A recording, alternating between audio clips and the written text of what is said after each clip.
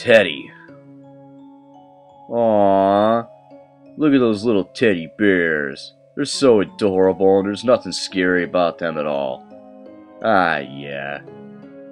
Don't you just love when they come to life and basically make your life a living nightmare? Yeah, you know what I'm talking about. Now before I get into this story, I'm gonna point out that ahead of time that this is The Teddy by Michael Yoel. Now I'm pointing this out because I've discovered that there's actually another creepypasta story titled Teddy. Now that that's out of the way, let's get into this one. It's about a guy named Travis and his 5-year-old daughter Cindy. They go to a garage sale and Travis buys her a stuffed dog and a stuffed teddy bear. The woman running the garage sale had no idea the bear was even in the garage sale, but since Cindy wanted it so bad, she sells it along with the dog.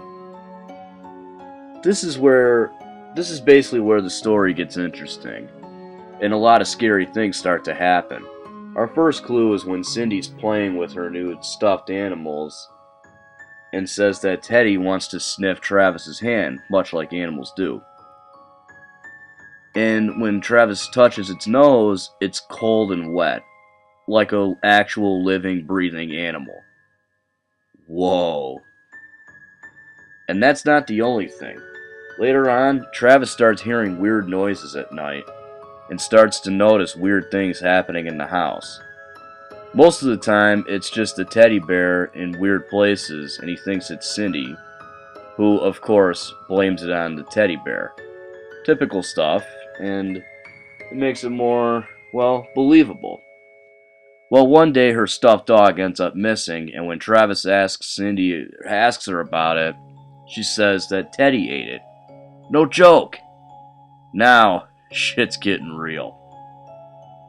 In the final act, Travis starts to hear the weird noises outside his room, specifically in Cindy's room. When he goes in, he suddenly becomes frozen. He can't move. He sees Cindy staring straight at the bear and not moving a muscle. In other words, she can't move either. He watches in horror as Teddy eats Cindy. Yeah, Teddy fucking eats Cindy. Holy shit. And the worst part? The dad, Travis, he had to sit there and watch all of it. Oh, God. I can only imagine what the poor guy was thinking. But it's not over yet. Oh no. He still has Travis to finish off. Well, Travis suddenly becomes unfrozen and storms into his closet. The last thing said is that he can hear the bear sniffing for him. And he knows it'll find him. Oh my god. That's just freaky. Okay, hands down, one of the best creepypasta stories I've ever heard. In fact, I'd say it's my second favorite. I know a while ago I said Anasi's Goatman story would be like number 2 or 3 on the top 10 list, so I'm contradicting myself by saying this is my second favorite. And while Anasi's Goatman story is a great one, I just think Teddy is a lot better. You know what it makes me think of? Chucky. Yeah. I mean, think about it. A children's toy that kills people? But there are many differences. For example, Chucky is a doll that's possessed by a murderer that transferred his soul from his original body to avoid death. Teddy's just a teddy bear that has a craving for humans and other stuffed animals, but the basic gist is the same. Needless to say, I highly recommend this one. It's well written, it's scary, suspenseful, and I would definitely love to see this made into a short film.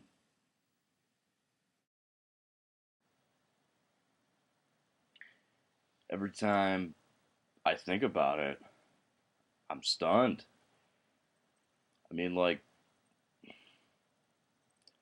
just the thought of being hunted and eaten by a stuffed animal.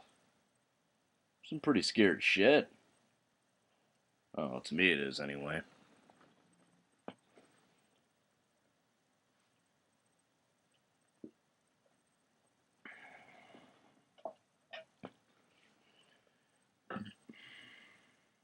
You know, I have some stuffed animals in my room.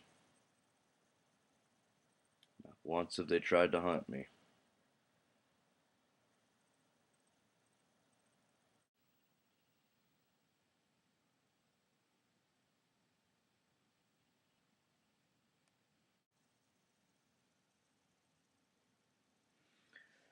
Well, I guess that's it for today.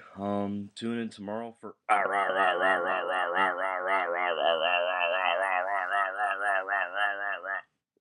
what the hell's that noise? Oh God! Ah, ah, ah, ah, ah, ah, ah, oh God! Ah, ah, ah, ah, ah.